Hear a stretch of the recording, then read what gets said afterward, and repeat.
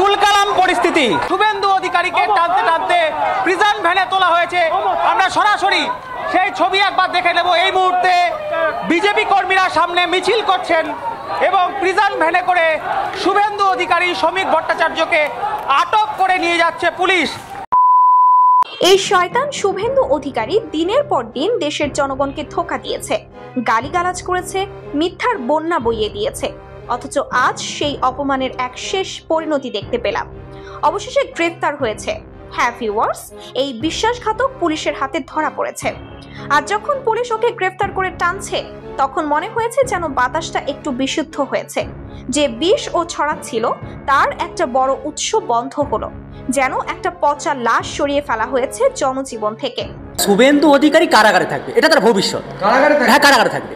পেটে টান পড়েছে, যখন মানুষের পেটে টান পড়ে তখন ধর্ম নয়, পেট আগে বাঁচাতে হয়। ওকে যদি পাগলাগারোতে পাঠানো হয় তাতে কোনো সমস্যা নেই, কারণ ওর কথাবার্তা, কাজকর্ম সবই একজন বিকারগ্রস্ত মানুষের মতো। কখনো ধর্ম নিয়ে, কখনো দেশের সম্পর্ক নিয়ে, কখনো নেতাদের নিয়ে যে ভাষায় কথা বলে তা একজন সুস্থ মানুষের হতে পারে না। এই শাহজাহানরা একটাও মুসলিম চাচি ভাবি বোনের সঙ্গে করেনি, সব হিন্দু মেয়েদের সঙ্গে করেছে, এসসি এসটি মেয়েদের সঙ্গে করেছে। হিন্দু মেয়েরা কি ভোগের পাত্র? এই জুতো ওর এবং ওর বাবা, ওই দুজনকেই মারবো। বাঙালির শত্রুদেরকে এমন মার মারবো, এমন মার মারবো, বাঙালি জাতি এমন মার মারবে। একসময় এই বদমাইশ মমতা ব্যানার্জির পাশে দাঁড়িয়ে মা মাটি স্লোগান দিয়ে মানুষের বিশ্বাস, ভালোবাসা কুড়িয়েছিল। অথচ ক্ষমতার লোভে পড়ে সেই শুভেন্দু অধিকারী নিজের দল, নিজের নেত্রী, এমনকি নিজের বিবেক পর্যন্ত বিক্রি করে দিয়েছে। ক্ষমতার জন্য ওর মতলব ছিল শুধু একটাই, কিভাবে গদি দখল করা যায়।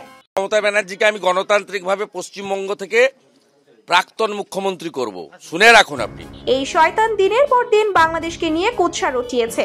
বলেছে ওখানে হিন্দুরা নিরাপদ না, মমতা নাকি বাংলাদেশপন্থী।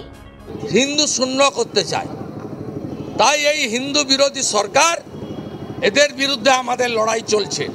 এবং আপনারা শুনলে অবাক হবেন, মমতা ব্যানার্জি এবং তার পুলিশ কমপ্লিটলি হিন্দু বিরোধী। এইসব আজে বাজে কথা বলে ও ভেবেছিল মানুষ ওকে মাথায় তুলে নেবে, কিন্তু সেটা হলো না। মানুষ সব বোঝে। এখনকার মানুষ চোখ কান খোলা রেখে চলে। যারা মিথ্যা বলে তাদের খুব ভালো করেই চেনে। নিজেকে বড় নেতা ভাবে, আসলে এ এক নম্বরের দালাল।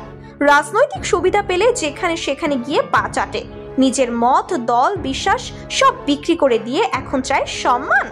শুভেন্দুর মতো কুৎসিত চরিত্রের লোকেরা নির্বাচনের সময় এলেই হিন্দু মুসলমান করে সমাজে বিষ ঢালে, মানুষের মধ্যে বিভেদ ছড়ায়, গুজব ছড়ায়, মিথ্যা বলে, গলা ফাটিয়ে চিৎকার করে, আর ভাবে লোকে ওকে নেতা ভাববে। অথচ বিপদে পড়লেই আবার পুলিশের পা ধরে, আদালতের দ্বারস্থ হয়। শুভেন্দু অধিকারীর মতো চরিত্রহীন বিশ্বাসঘাতকরা দেশের শত্রু।